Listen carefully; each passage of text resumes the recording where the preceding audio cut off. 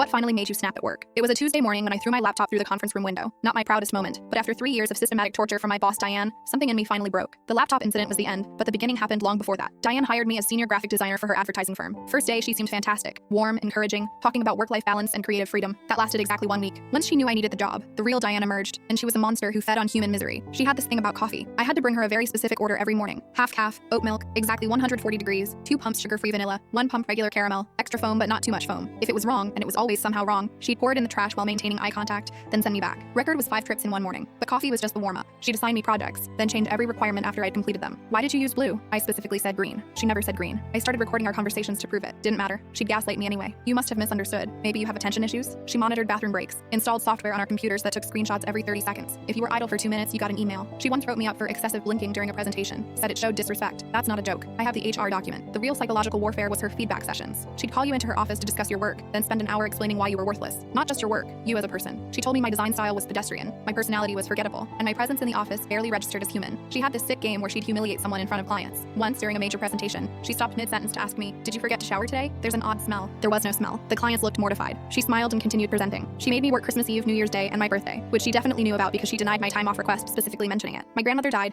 and she gave me 1 day for the funeral but called 17 times during the service. When I didn't answer, she docked my pay for abandoning work responsibilities. Other employees quit constantly. Turnover was 300% annually, but I stayed because I had student loans, rent, and no savings. Diane knew exactly who could afford to leave and who couldn't. She tortured the trapped ones worst. The breaking point built over a week. Monday, she made me redesign a logo 47 times, each version slightly different than the last, until we arrived back at the original. Tuesday, she screamed at me for using the wrong shade of white. Wednesday, she accidentally sent an email meant for her friend where she called me the fat one with no talent. Thursday, she assigned me a project due in 2 hours that normally took 2 days. When I said it was impossible, she said, "A real designer would make it possible." I worked frantically, skipped lunch, didn't even stop for water, submitted it at 1:59. She deleted it in front of me without looking. Too late. It was due at 2 inches. But Friday was the laptop incident. She called an all-staff meeting to announce I'd been selected for a special recognition. I was confused but hopeful. Maybe things were changing. She had me stand up, then announced I'd won the most likely to disappoint award for consistent mediocrity. She'd made an actual certificate, had it framed. Everyone was silent. Even the other managers looked uncomfortable. She kept going, listing every mistake I'd made in 3 years, real and imagined. She ended with, "But don't worry, we keep you around for comic relief." That's when something in my brain snapped, like a literal physical sensation of breaking. I stood up, walked to my desk, picked up my laptop, went back to the conference room, and threw it through the window. The crash was magnificent. Glass everywhere. The laptop landed in the parking lot 2 stories below. Diane screamed about destruction of property, assault, lawsuits. I just smiled. "Sue me. I have nothing. You made sure of that." Then I said, loudly enough for everyone to hear, "By the way, I've been recording every interaction for 2 years. Every insult, every illegal request, every labor violation. My lawyer has copies of everything." I didn't have a lawyer yet, but she didn't know that. The room went very quiet. Diane's face turned purple. "You're fired," she screamed. "Obviously," I replied and walked out. The next week, 7 other employees quit. They'd been waiting for someone to stand up to her. 3 of them joined my eventual lawsuit. We had enough evidence to bury her. Wage theft, hostile work environment, discrimination, and intentional infliction of emotional distress. The case settled for $450,000. Diane's company folded 6 months later.